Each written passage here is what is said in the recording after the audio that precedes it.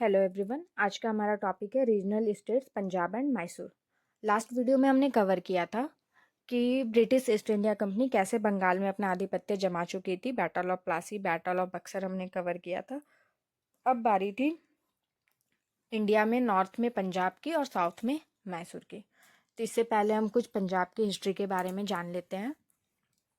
तो उस वक्त पंजाब में बहुत सारी मिसलें आ चुकी थी जो अपने अपने एरिया को गवर्न करती थी, जिसमें सबसे ज़्यादा पावरफुल मिसलें थी वो थी सुकर चकिया मिसल और भंगी मिसल। भंगी मिसल के पास दो बहुत ही इंपॉर्टेंट कैपिटल थी पंजाब की, एक पॉलिटिकल कैपिटल लाहौर और दूसरी रिलीजियस कैपिटल अमृतसर। और दूसरी जो मिसलें थी वो थी सुकर चकिया मिसल। उसके राजा थे महान सिंह, लेकिन उनकी डेथ हो जाती है 1792 ईस्वी में, जिसके बाद उनकी मिसल की जो कमान संभाली जाती है उनके बेटे के द्वारा। उनके बेटे की उम्र उस वक्त मात्र 12 साल की थी, जिनका नाम था महाराजा रंजीत सिंह। महाराजा रंजीत सिंह मात्र 12 साल की उम्र में सुक्रचकिया मिसल की कमान अपने हाथों में ले लेते हैं। उनका जन्म हुआ रहता है 13 नवंबर 1780 में। उस वक्त अफगान के जो राजा थे वो थे राजा जमन शाह। उन्होंने पंजाब में दो बार अटैक किया था, एक 1797 में, एक 1798 में।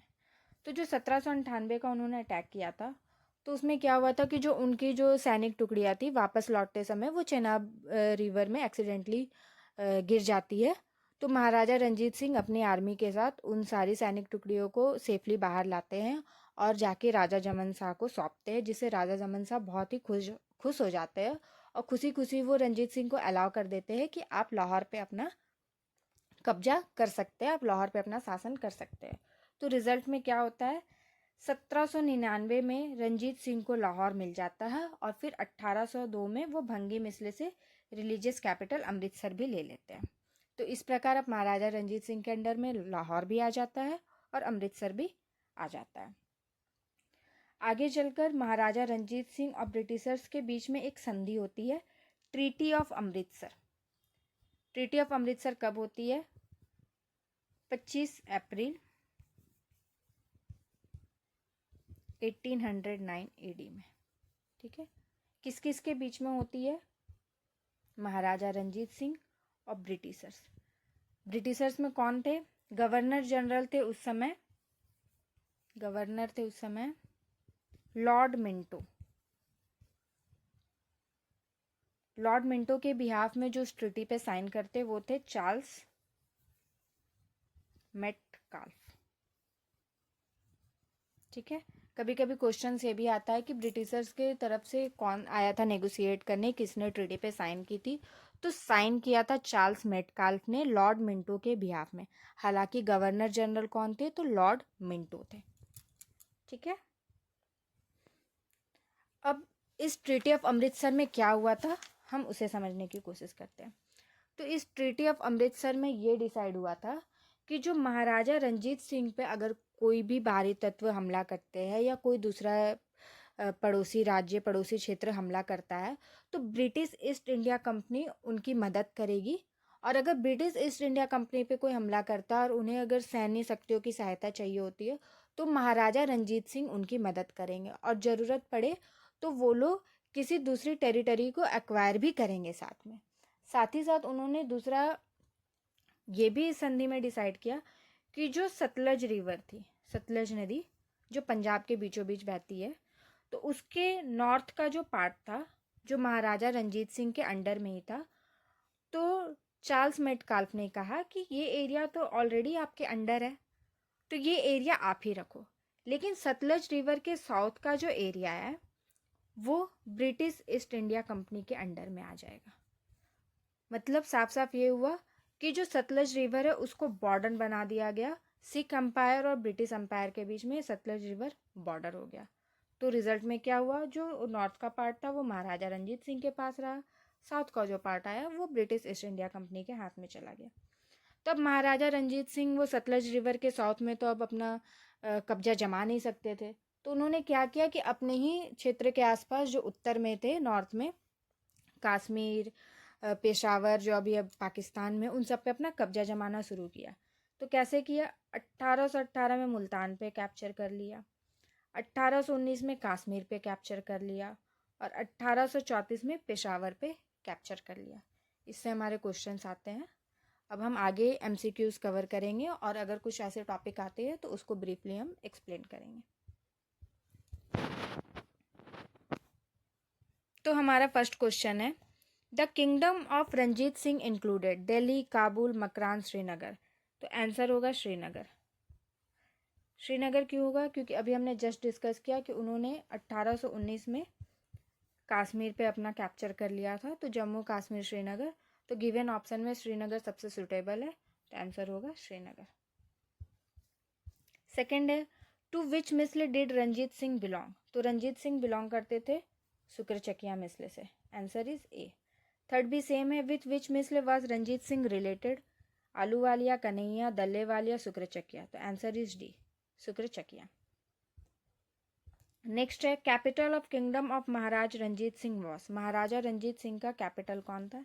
आंसर है ऑप्शन है अमृतसर, पटियाला, लाहौर, कपूरथला, तो आपका आंसर होगा लाहौर। लाहौर जो था आपका कैपिटल ऑफ किंगडम था, पॉलिटिकल कैपिटल था, और जो अमृतसर है वो रिलीजियस कैपिटल था। तो लाहौर कैसे मिला था महाराजा रंजीत सिंह को? 1799 में जमन शाह ने खुशी खुशी अलाउ कर दिया था रंजीत सिंह को। क्यों खुशी खुशी अलाउ किया था? क्योंकि जब 1798 में जमन शाह ने पंजाब में हमला किया था तो उनकी सैनिक टुकड़ियाँ कुछ चेनाब नदी में फंस गई थी, गिर गई थी, तो महाराजा रंजीत सिंह ने वो सारी टुकड़ियों को सेफली रेस्क्यू करके जमन शाह को सौंपा था लाहौर जा करके। उसके ही रिजल्ट में लाहौर उन्हें मिला था।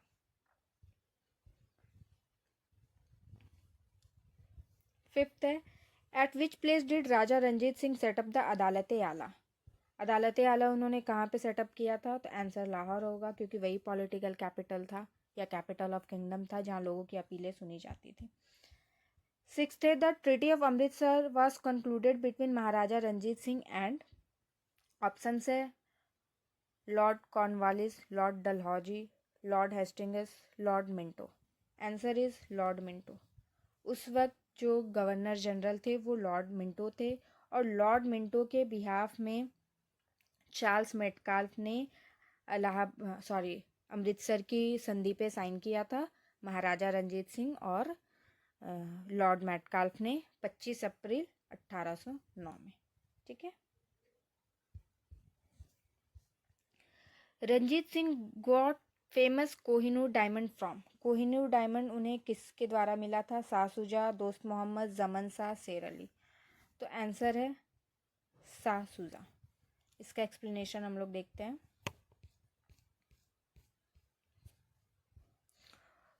तो पंजाब का जो मैक्सिमम पार्ट था वो अहमद शाह अब्दाली के टेरिटरी में था, जो 1773 में उनकी डेथ हो चुकी थी। उनके डेथ के बाद जो काबुल की गद्दी संभाली थी उनके ग्रैंडसन शाह शुजा ने संभाली थी, लेकिन उन्हें धोखा मिला था अपने ही भाई शाह मोहम्मद और दोस्त मोहम्मद के थ्रू, फतेह खान के थ्रू। अपने भाई शाह मोहम्मद और फतेह खान के थ्रू उन्हें धोखा मिला था, जिसके लिए उन्होंने महाराजा रंजीत सिंह से हेल्प मांगी थी कि आप मुझे हेल्प करो इनसे लड़ने में। तो उन्होंने उसी वक्त खुशी खुशी उन्हें कोहिनूर डायमंड दिया था। तो किसने दिया था? अहमद शाह अब्दाली के पोते शाह शुजा ने दिया था। नेक्स्ट है, who among the following has said God intended me to look upon all religions with one eye, that is why he took away the light from the other. तो ये स्टेटमेंट दिया था महाराजा रंजीत सिंह ने। महाराजा रंजीत सिंह किसी में भेदभाव नहीं करते थे। उनकी जो आर्मी थी उनमें सारे रिलीजन्स के लोग थे, जिसमें पंजाबी, मुसलमान, डोगरा, बिहारी, जाट, प्रॉपर सिख, लाहौरी, ये सारे इनके आर्मी में थे। इसलिए इन्होंने ये लाइन कहा था और ये इनसे ही कनेक्टेड है। The successor of Maharaja Ranjit Singh was. Maharaja Ranjit Singh के बाद किसने गद्दी संभाली थी? तो गद्दी संभाली थी खड़क सिंह ने। कब संभाली थी? तो 1839 में संभाली थी, लेकिन कहा जाता है कि खड़क सिंह बहुत बड़ा नसीबाज था, वो ओपियम एडिक्ट था। नेक्स्ट क्वेश्चन है, who was the last king of Sikh empire? तो सबसे लास्ट जो एम्पायर था, लास्ट जो राजा थे सिख एम्पायर के, वो थे राजा दिलीप सिंह। आंसर होगा D, Dilip Singh. Dilip Singh was the last king of Singh empire. ठीक है, उन्होंने कब से कब तक शासन किया? तो 1843 से 1849 के बीच में उन्होंने शासन किया था। दलीप सिंह ने बाद में जाके क्रिश्चियनिटी को अपना लिया था, वो क्रिश्चियन धर्म में परिवर्तित हो गए थे। फिर उसके बाद वो रसिया चले गए थे और 1893 में उनकी डेथ हो गई थी पेरिस में, और उनका जो अंतिम संस्कार हुआ था वो इंग्लैंड में हुआ था। नेक्स्ट क्वेश्चन है, which one of the following statement is correct about Duleep Singh the ex Maharaja of Punjab? He died in Paris on 23 October 1893। तो सही है, ये पेरिस में ही उनकी डेथ हुई थी। सेकेंड है, he was cremated at Nashik. तो रॉन्ग, इंग्लैंड में हुआ था उनका दाह संस्कार। He never renounced the Sikh faith. And fourth option क्या है? He had never visited Russia. तो नहीं, वो क्रिश्चियन धर्म में कन्वर्ट होकर के वो रसिया ही गए थे। तो गिवन ऑप्शन में जो सबसे सही है वो है A, he died in Paris on 23 October 1893। Next question है, who was the last king of Sikh empire? Sikh empire के सबसे लास्ट शासक कौन थे? तो महाराजा दलीप सिंह। तो आंसर इज ए। नेक्स्ट है, regarding Punjab merger which of the following statement is false? On 29th March 1849, the Governor General announced that the state of Punjab had come to an end. All the territories of Maharaja Dalip Singh became part of the Indian British Empire. Dalip Singh was given an annual pension of rupees 2.5 lakhs. None of the above. तो answer है C, ये गलत है। Duleep Singh was given an annual pension of rupees 2.5 lakh. इसका explanation देख लेते हैं। तो राजा दलीप सिंह के समय जो गवर्नर जनरल थे वो लॉर्ड डलहौजी थे। ठीक है, उन्होंने पूरा पंजाब को ब्रिटिश एम्पायर में समा लिया था, और जो महाराजा दलीप सिंह की जो भी टेरिटरी थी वो अब इंडियन ब्रिटिश एम्पायर के कंट्रोल में आ चुकी थी। और जो एनुअल पेंशन उन्होंने दिया था वो 4 से 5 लाख रुपए के बीच में दिया था। ठीक है, नेक्स्ट है, who among the following was not a member of board of 3 to administer the state of Punjab after its annexation? Options है H M. Elliot, sir Henry Lawrence, John Lawrence, Robert Montgomery. Answer है A and D, H M. Elliot और Robert. इसका explanation देखते हैं। तो कौन member नहीं थे? रॉबर्ट मोंटगोमरी मेंबर नहीं थे। तो उस वक्त लॉर्ड डलहौजी ने क्या किया था कि 3 लोगों का एक मेंबर बनाया था पंजाब को कंट्रोल करने के लिए 29 मार्च 1849 में, जिसमें हेनरी लॉरेंस जो थे उस बोर्ड के प्रेसिडेंट थे, और जॉन लॉरेंस और चार्ल्स ग्रेनविल जो थे वो मेंबर थे उस बोर्ड के।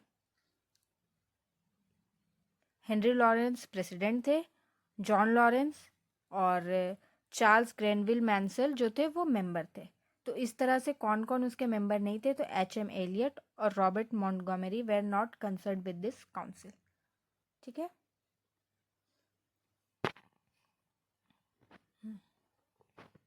तो यहाँ तक हमने कवर कर लिया कि पंजाब जो टेरिटरी थी उस पर कैसे ब्रिटिश ईस्ट इंडिया कंपनी अपना कंट्रोल करती है, और महाराजा रंजीत सिंह कैसे कैसे अपने क्षेत्र को बढ़ाते हैं, कैसे ट्रीटी ऑफ अमृतसर आता है। अब हम साउथ की तरफ बढ़ेंगे, मैसूर में कैसे ब्रिटिश ईस्ट इंडिया कंपनी अपना कंट्रोल करती है, उसको अब हम समझते हैं।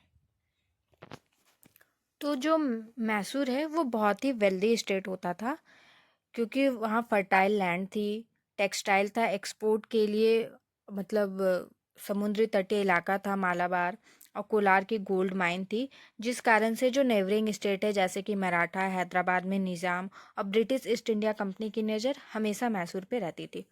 उस वक्त जो मैसूर के राजा थे वो हैदर अली थे। 1761 में हैदर अली ने मैसूर स्टेट में अपना आधिपत्य जमा लिया था, वही वहाँ पे शासन कर रहे थे। तो मैसूर में 4 एंग्लो मैसूर वार हुए थे, टोटल 4 एंग्लो मैसूर वार हुए थे। तो हम लाइन से एक एक वॉर को डिस्क्राइब करेंगे। जो फर्स्ट एंग्लो मैसूर वार हुआ था वो 1767 से 1769 के बीच में हुआ था। 1767 से 1769 के बीच में हुआ था फर्स्ट एंग्लो मैसूर वार। किन किन के बीच में हुआ था? तो हैदर अली जो कि मैसूर के राजा थे versus British East India company के बीच में हुई थी, जिसमें हैदर अली की जीत हुई थी और ब्रिटिश ईस्ट इंडिया कंपनी की हार हुई थी। इस वॉर के बाद परिणाम स्वरूप ट्रीटी ऑफ मद्रास पे साइन हुआ था। ट्रीटी ऑफ मद्रास कब साइन हुआ था? 4 अप्रैल 1769 ईस्वी में, 4 अप्रैल 1769 में। इसमें यही डिसाइड हुआ था कि दोनों पार्टी एक दूसरे की हेल्प करेंगे, सपोर्ट करेंगे। अगर किसी ने मैसूर पे अटैक किया तो ब्रिटिश ईस्ट इंडिया कंपनी उसकी हेल्प करेगा, और ब्रिटिश ईस्ट इंडिया कंपनी को कभी हेल्प की ज़रूरत पड़ी तो हैदर अली उनका सपोर्ट करेंगे। तो फर्स्ट एंग्लो मैसूर वॉर का जो रिजल्ट हुआ वो ट्रीटी ऑफ मद्रास में जाकर एंड हुआ। Second Anglo Mysore war, second Anglo Mysore war जो हुआ वो 1780 से 1784 के बीच में हुआ। सेकेंड एंग्लो मैसूर वॉर 1780 से 84 के बीच में किन किन के बीच हुआ? तो इसमें एक कंबाइंड आर्मी बनी। कंबाइंड आर्मी किन की थी? मराठा, हैदराबाद के निजाम और हैदर अली। किन के अगेंस्ट बनी? तो ब्रिटिश ईस्ट इंडिया कंपनी के अगेंस्ट। मतलब ये वॉर हुआ कंबाइंड आर्मी हैदर अली, निजाम और Maratha versus British East India company में। ठीक है, तो सेकेंड एंग्लो मैसूर वॉर को हम थोड़ा सा समझने की कोशिश करते हैं। जो ट्रीटी ऑफ मद्रास साइन हुआ था तो उसमें ये डिसाइड हुआ था कि कभी अगर हैदर अली को ज़रूरत पड़ेगी तो ब्रिटिश ईस्ट इंडिया कंपनी उनकी मदद करेगी। तो मैसूर तो वेल्दी स्टेट था ही, तो पड़ोसी राज्यों की भी उस पर नज़र रहती थी। तो मराठास ने 1771 में मैसूर पे अटैक किया था, और ट्रीटी के मुताबिक हैदर अली को उम्मीद थी कि ब्रिटिश ईस्ट इंडिया कंपनी उनकी हेल्प करेगी, but British East India company ने उनका सपोर्ट नहीं किया, जिस वजह से हैदर अली बहुत ही क्रोधित थे। तो उन्होंने क्या किया कि अपनी एक अलायंस बनाई निज़ाम और मराठा के साथ, क्योंकि मराठा भी जो थी वो ब्रिटिश ईस्ट इंडिया कंपनी का जोर शोर से विरोध करती थी और निज़ाम भी विरोध करती थी। तो इस वजह से उन्होंने एक अलायंस बनाई उनके खिलाफ। तो उस वक्त क्या हुआ, तो जो ब्रिटिश ईस्ट इंडिया कंपनी है वो कर्नल बैली के नेतृत्व में आगे बढ़ रही थी मैसूर की तरफ, और इधर हैदर अली ने 1780 में कर्नाटक पर हमला बोल दिया। यहाँ पे कहीं लिखा हुआ भी है, Hyder in July 1780 Hyder attacked Karnataka and on 10 September Colonel Bailey was defeated by combined forces of Hyder Ali and Tipu in the Battle of Pollilur। तो पॉलीलूर में क्या हुआ था कि जब ब्रिटिश आर्मी आगे बढ़ रही थी तो टीपू सुल्तान ने उन्हें कर्नाटक तक आने नहीं दिया। हैदर ने तो कर्नाटक पे अटैक कर ही दिया था, लेकिन जब उनकी ब्रिटिश ईस्ट इंडिया कंपनी की टीम धीरे धीरे आगे बढ़ रही थी कर्नाटक की तरफ, तो टीपू सुल्तान ने पहले ही वहाँ कांजीवरम नामक जगह है, वहाँ पे पॉलीलूर नामक जगह पे उन पे हमला कर दिया, जिसके लिए ब्रिटिश आर्मी बिल्कुल भी रेडी नहीं थी। और रिजल्ट में क्या हुआ कि ब्रिटिश आर्मी वहाँ पे हार गई, मतलब कर्नल वैली हार गए और हैदर अली और उनके कंबाइंड आर्मी की जीत हुई। फिर पॉलीलूर से वापस आकर के जब कर्नल बैली वहाँ पे हार गए तो जो इनकी कंबाइंड आर्मी थी वो पॉलीलूर से फिर वापस कर्नाटक में ही चली गई उनका घेराव करने के लिए। इसी बीच उधर क्या हुआ कि जो मैसूर का मालाबार क्षेत्र था वहाँ पे ब्रिटिशर्स ने हमला कर दिया, जिसके लिए हैदर अली ने अपने बेटे टीपू सुल्तान को वहाँ भेजा उसकी रक्षा करने के लिए। तो जो टीपू सुल्तान है अपनी टुकड़ी लेकर के वो मालाबार के एरिया में चले गए, और हैदर अली और उनकी जो टीम है वो कर्नाटक पर ही जमी रही। तो जो उस वक्त उनका नेतृत्व किया, क्योंकि कर्नल बैली तो हार चुके थे, तो उस वक्त फिर सामने आए सर आयरी कूट, जिसने हैदर अली को हराया। सर आयरी कूट यहाँ पर सर आयरी कूट ने अपने डिप्लोमेटिक स्किल्स के बहुत ही शानदार प्रदर्शन किया। उसने मराठास और निजाम को अपने स्किल से, अपने पॉलिटिकल स्किल से या डिप्लोमेटिक स्किल्स जो भी सूझबूझ से निजाम को भी अलग कर दिया और मराठा को भी अलग कर दिया, जिससे हैदर अली बहुत ही अलग हो गए। और 1781 में हैदर अली की हार का सामना करना पड़ा सर आयरी कूट से। उन्हें कहाँ पे हराया गया? तो हैदर अली को सर आयरी कूट ने पोलिलूर के युद्ध में भी हराया, सोलिंगर के युद्ध में भी हराया और पोर्टो नोवो के युद्ध में भी हराया। फिर 1782 में हैदर अली की डेथ हो गई। वो इस दुनिया से चल बसे और उसकी गद्दी संभाली उनके बेटे टीपू सुल्तान ने। First and second Anglo Mysore war के बाद अब बारी आती है थर्ड एंग्लो मैसूर वॉर की। थर्ड एंग्लो मैसूर वॉर कब से कब तक हुआ था? तो थर्ड एंग्लो मैसूर वॉर हुआ था 1790 से 1792 के बीच में। ये किन किन के बीच हुआ था? तो ये हुआ था टीपू सुल्तान और निजाम, ट्रावनकोर और ब्रिटिश ईस्ट इंडिया कंपनी और मराठा की कंबाइंड फोर्सेस के बीच में हुआ था, जिसमें टीपू सुल्तान की जीत हुई थी। उस वक्त जो गवर्नर जनरल थे, मतलब थर्ड एंग्लो मैसूर वॉर के समय जो गवर्नर जनरल थे वो लॉर्ड कॉर्नवालिस थे। टीपू सुल्तान ने अपनी राजधानी किसे बनाई थी? तो श्रीरंगपट्टनम को बनाई थी। श्रीरंगपट्टनम को अपनी राजधानी बनाई थी। लेकिन ये जो थर्ड एंग्लो मैसूर वॉर थी जो 1790 से 92 में चली, वो धीरे धीरे चल ही रही थी, जिसमें अंत में क्या हुआ था कि टीपू सुल्तान की हार हो गई और फलस्वरूप 1792 में ट्रीटी ऑफ श्रीरंगपट्टनम पे साइन हुआ। ये किन किन के बीच हुआ था? तो टीपू सुल्तान और लॉर्ड गवर्नर जनरल जो थे कॉर्नवालिस, उनके बीच में हुआ था ट्रीटी ऑफ श्रीरंगपट्टनम।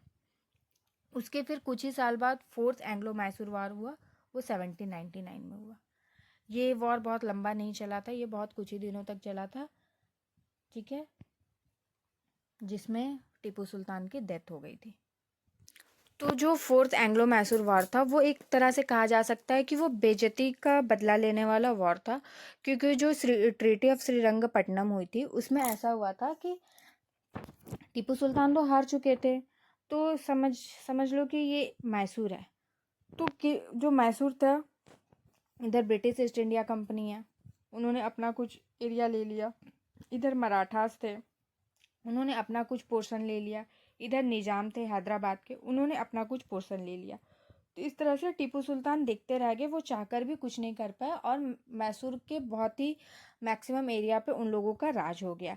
साथ ही साथ जो लॉर्ड कॉर्नवालिस थे, उन्होंने क्या कहा कि तुम मुझे 3 करोड़ रुपए दे दो भरपाई के रूप में, जो भी ये युद्ध हुआ है, ये जो थर्ड एंग्लो मैसूर वॉर हुआ था उसकी भरपाई करने के लिए। तो उस वक्त तो टीपू सुल्तान के पास उतने पैसे थे नहीं, तो उन्होंने कहा कि मैं आपको 1.5 करोड़ रुपए दे देता हूँ, बाकी के जो 1.5 करोड़ है वो मैं आपको किस्तों में चुकाता रहूँगा। तो लॉर्ड कॉर्नवालिस मान गए और उन्होंने कहा कि ठीक है, जो तुम्हारे 2 बच्चे हैं वो मैं तब तक उसको ले जाता हूँ, गिरवी के रूप में तुम मुझे दे दो, और जब तुम्हारे पास पैसे होंगे तुम चुकाना, तुम अपने बच्चों को ले जाना।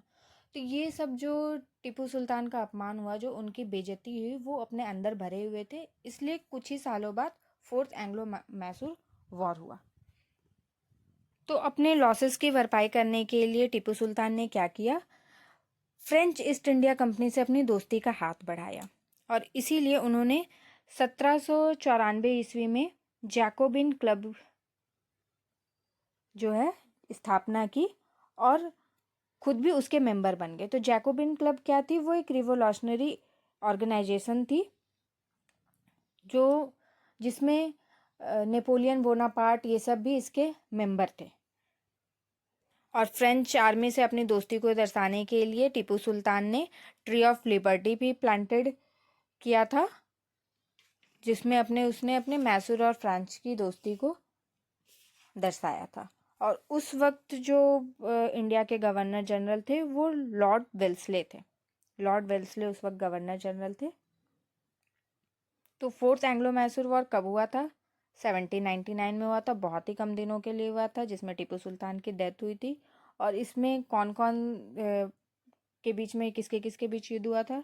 तो मैसूर मतलब टीपू सुल्तान और Nizam plus Marathas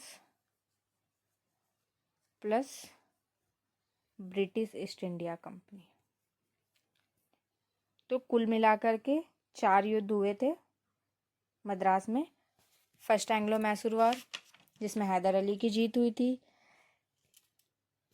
second Anglo Mysore war, जिसमें हैदर अली की हार हुई थी। फिर थर्ड एंग्लो मैसूर वॉर, जिसमें किसकी हार हुई थी? टीपू सुल्तान की हार हुई थी। और फोर्थ एंग्लो मैसूर वॉर में भी टीपू सुल्तान की हार हुई और उनकी डेथ हो गई थी। तो फर्स्ट एंग्लो मैसूर वॉर में जो ट्रीटी आई थी वो थी ट्रीटी ऑफ मद्रास। जो सेकेंड एंग्लो मैसूर वॉर थी उसमें आई थी ट्रीटी ऑफ मैंगलोर। और जो थर्ड एंग्लो मैसूर वॉर थी उसमें आई थी ट्रीटी ऑफ श्रीरंगपट्टनम। और फोर्थ एंग्लो मैसूर वॉर में तो ब्रिटिशर्स ने अपना कब्जा जमा ही लिया था। अब हम इससे रिलेटेड कुछ कुछ MCQs है उसको देखते हैं। तो नेक्स्ट क्वेश्चन है, who emerged victorious in the first Anglo Mysore war 1767 से 1769? English, Hyder Ali, Maratha and Nizam of Hyderabad. तो आंसर है हैदर अली। उस वक्त जो मैसूर के राजा थे वो हैदर अली थे। और इस युद्ध में किसकी जीत हुई थी? हैदर अली की जीत हुई थी। किस किस के बीच में हुई थी एंग्लो मैसूर वॉर? तो ब्रिटिश ईस्ट इंडिया कंपनी और हैदर अली के बीच में हुई थी। और इसी वक्त इस युद्ध के अंत में ट्रीटी ऑफ मद्रास पे साइन हुआ था। सेकेंड क्वेश्चन है, who among the following established a modern armory in Dindigul Mysore in 1755? Nanjaraj, Haider Ali, Devaraj, Chikka Krishnaraj. तो हैदर अली ने ही मैसूर में मॉडर्न आर्मी जो डिंडीगल में है वहाँ पे उसकी स्थापना की थी। ठीक है। सेकेंड है, British general who defeated Haider Ali in war of Porto Novo? Option है captain Popham, sir Eyre Coote, sir Hector Munro और जनरल गोडार्ड। तो आंसर है हमारा sir Eyre Coote. Sir Eyre कूट के नेतृत्व में जो second Mysore Anglo Mysore war हुआ था, तो उसमें क्या हुआ था मैं फिर से आपको एक्सप्लेन करती हूँ। हैदर अली ने अपनी एक कंबाइंड आर्मी बनाई थी, निज़ाम, मराठास और खुद मिल करके ब्रिटिश ईस्ट इंडिया कंपनी के अगेंस्ट में। ठीक है। जो कर्नल बैली के नेतृत्व में ब्रिटिश ईस्ट इंडिया कंपनी आगे बढ़ रही थी और इधर हैदर अली ने क्या किया था कि कर्नाटक पे अटैक कर दिया था, उसका घेराव कर दिया था। इधर कर्नल बैली आगे बढ़ रहे थे तो टीपू सुल्तान ने क्या किया था कि उन्हें पर कर्नाटक पहुंचने से पहले ही हमला कर दिया था पोलीलूर नामक जगह पे। तो फिर क्या हुआ, कर्नल बैली तो हार गए, वो वापस चले गए। उधर मालाबार पे भी हमला हो गया तो हैदर अली ने अपने बेटे टीपू सुल्तान को वहाँ भेज दिया कि तुम वहाँ पे जाके मालाबार की रक्षा करो। तो फिर से निजाम, मराठा और हैदर अली कर्नाटक को घेर करके बैठ गए। तो फिर क्या हुआ कि बंगाल से सर आयरी कूट को बुलाया गया और उनके नेतृत्व में ये युद्ध फिर से आगे बढ़ा और उन्होंने अपनी सूझबूझ से, डिप्लोमेटिक स्किल से क्या किया, निजाम को भी अलग कर दिया और मराठास को भी अलग अलग कर दिया। हैदर अली अकेले बच गए और उन्होंने धीरे धीरे उसे सारे युद्ध में हराया, जिसमें बैटल ऑफ पोलीलूर था, बैटल ऑफ पोर्टोनोवा था और बैटल ऑफ सोलिंगर था। तो यहाँ पूछा गया है कि बैटल ऑफ पोर्टोनोवा में किसको हराया गया था? हैदर अली को किसने हराया था? तो सर आयरी कूट ने हराया था। नेक्स्ट है, Tipu Sultan set up his capital at Srirangapatnam, Mysore, Bangalore, Coimbatore. तो उन्होंने अपनी कैपिटल कहाँ बनाई थी? तो श्रीरंगपट्टनम में बनाई थी। नेक्स्ट है, who among the following Indian rulers established embassies in foreign countries on modern lines? Haider Ali, Mir Qasim, Shah Alam two, Tipu Sultan. तो आंसर इज टीपू सुल्तान। टीपू सुल्तान ने ही मॉडर्न लाइन्स बैठाई थी अपने, उन्होंने फॉरेन कंट्री से भी अपनी दोस्ती बढ़ाई थी, जिसमें Iran, Istanbul, Afghanistan, France etcetera थे। नेक्स्ट है, Tipu Sultan defeated the British army in 1780। तो 1780 में टीपू सुल्तान ने पॉलीलूर में हराया था। तो उस वक्त जो सेकेंड एंग्लो मैसूर वार हुआ था वो 1780 से 1782 तक चला था। जो सेकेंड एंग्लो मैसूर वार है वो 1780 से 1784 तक चला था। और 1780 में सर आयरी कूट ने बहुत जगह पे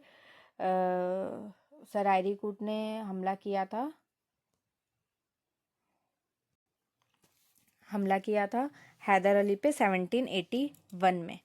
लेकिन आयरी कूट आए क्यों थे? आयरी कूट इसलिए आए थे क्योंकि उससे पहले ब्रिटिश ईस्ट इंडिया कंपनी का जो नेतृत्व कर रहे थे वो कर्नल विलियम बैली कर रहे थे। और विलियम बैली धीरे धीरे कर्नाटक की तरफ बढ़ रहे थे और वहाँ पे उसका घेराव करके रखा था निज़ाम, मराठा, हैदर अली और टीपू सुल्तान। लेकिन जैसे जैसे ये आर्मी आगे बढ़ रही थी तो टीपू सुल्तान ने यहाँ पे जा कर के ही पॉलीलूर नामक स्थान पे हमला कर दिया था, जिसपे कर्नल वैली हार गए थे। और उसके बाद ही बंगाल से सर आयरी कूट आए थे, जिसमें फिर बाद में आगे जाकर हैदर अली की हार हुई थी। तो क्वेश्चन है, Tipu Sultan defeated the British army in 1780। तो आंसर इज पॉलीलूर। नेक्स्ट है, English man made the treaty of Srirangapatnam with Haider Ali, Dupleix, Tipu Sultan, Nandraj. तो आंसर है टीपू सुल्तान। जो ट्रीटी ऑफ श्रीरंगपट्टनम थी वो किसका परिणाम थी? थर्ड एंग्लो मैसूर वार का परिणाम थी, जो 1790 से 1792 के बीच में चली थी। ठीक है, इसमें यही हुआ था, टीपू सुल्तान की हार हो गई थी और 1792 में उन्हें ट्रीटी ऑफ श्रीरंगपट्टनम पर साइन करना पड़ा था। ठीक है, नेक्स्ट क्वेश्चन है, when did Tipu Sultan die at war with the British? तो टीपू सुल्तान की मृत्यु हुई थी फोर्थ एंग्लो मैसूर वॉर में। फोर्थ एंग्लो मैसूर वॉर कब हुआ था? 1799 में हुआ था। तो आंसर है बी, 1799। ये बहुत ही कम दिनों का वार था जिसमें टीपू सुल्तान की डेथ हो गई थी।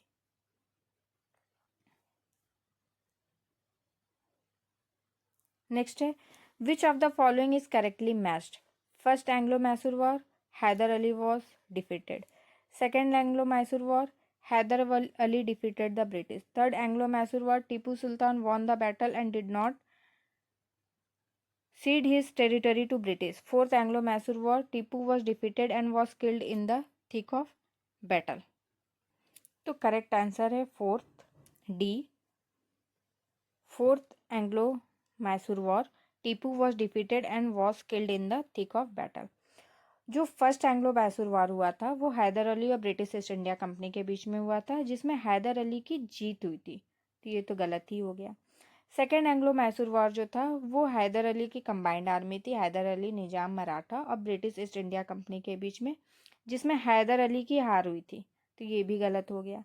थर्ड है, third Anglo Mysore war, Tipu Sultan won the battle and did not cede his territory to British. तो टीपू सुल्तान से पॉलीलूर का युद्ध जीते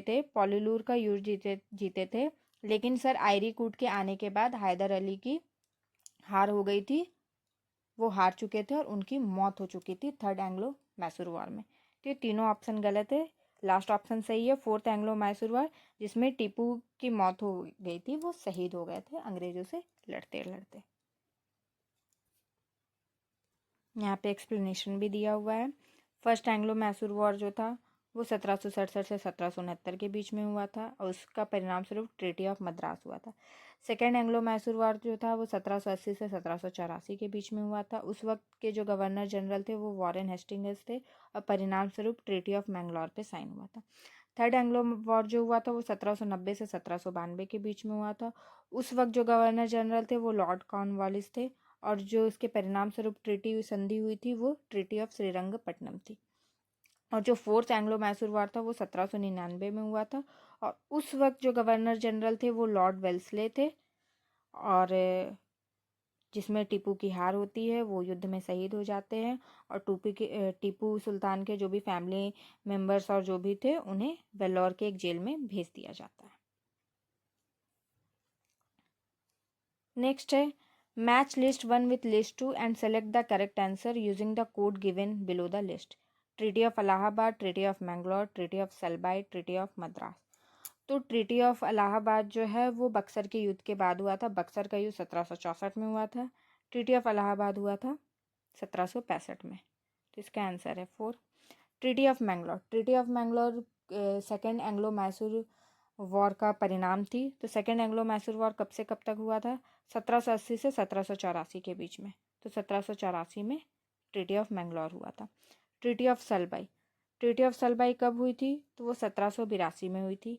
treaty of Madras. Treaty of Madras first Anglo Mysore war का परिणाम था। तो फर्स्ट एंग्लो मैसूर वॉर कब हुआ था? 1767 से 1769 के बीच में। तो ट्रीटी ऑफ मद्रास है 1769। तो इसका करेक्ट मैच हो जाएगा C. Treaty of Allahabad 4th number 1765। Treaty of Mangalore second 1784। Treaty of Salbai first 1782। Treaty of Madras first Anglo war के समय हुआ था तो 1769। तो C is the correct answer. Next है Begum Samru constructed most eminent church at mount Abu, Sardhana, Nainital, Kanpur. तो आंसर है सरदाना। अब बेगम समरू कौन थी उसे हम समझ लेते हैं। बेगम समरू ने मेरठ के करीब सरदाना में एक चर्च बनाया था। वो जोसेफ रेनहार्ड की वाइफ थी या बेगम थी कहा जा सकता है, जिन्होंने बहुत ही योगदान दिया था। और उनके डेथ के बाद बेगम समरू ने अपने हस्बैंड की डेथ के बाद सरदाना पे राज किया था और उसी समय उन्होंने एक एमिनेंट चर्च बनाया था। ठीक है। नेक्स्ट है which one of the statement is not correct?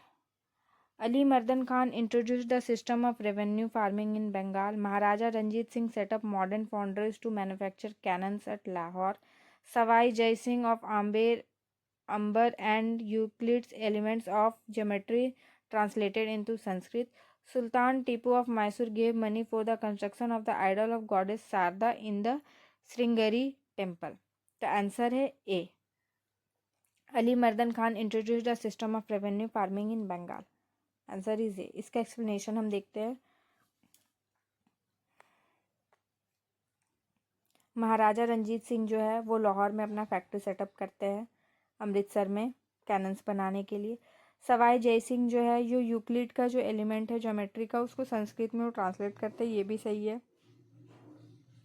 Tipu Sultan provided money for the construction of the idol of goddess Sharada in Sringeri temple, ये भी सही है। Credit for introducing revenue farming in Bengal goes to Murshid Quli Khan not Ali मर्दन खान। तो जो बंगाल में रेवेन्यू फार्मिंग को जो प्रमोट करता है वो मुर्शिद कुली खान करता है, अली मर्दन खान ने। इसलिए जो करेक्ट आंसर है वो ए है। ठीक है। नेक्स्ट क्वेश्चन है consider the following statements. In the third battle of Panipat Ahmad Shah Abdali defeated Ibrahim Lodi. Tipu Sultan was killed in the third Anglo Mysore war. Mir Jafar entered in conspiracy with the English for the defeat of Nawab Sirajuddaulah in the Battle of Plassey. Which of the statement given above are correct? मतलब इन तीनों statement में से कौन सा statement सही है? तो Tipu Sultan was killed in the third Anglo Mysore war.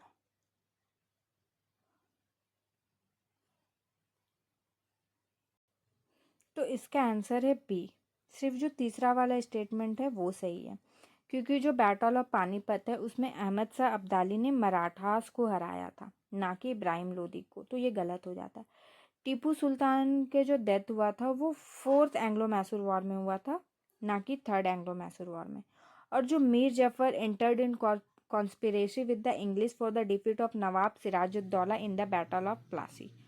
तो ये सही है। बैटल ऑफ प्लासी में नवाब सिराजुद्दौला की डेथ हो गई थी और उसके बाद मीर जाफ़र आगे आए थे, उन्होंने गद्दी संभाली थी। तो सिर्फ 3rd वाला स्टेटमेंट सही है। ठीक है। तो आज हमने जो टॉपिक कवर किए हैं वो पंजाब और मैसूर के ऊपर कवर किए हैं कि वहाँ पे ब्रिटिश ईस्ट इंडिया कंपनी कैसे घुसी और कैसे उन्होंने अपना अपना अधिकार जमाया मैसूर और पंजाब में, उसको हमने कवर किया है। नेक्स्ट हम कवर करेंगे गवर्नर जनरल और वायसराय। तब तक के लिए थैंक यू।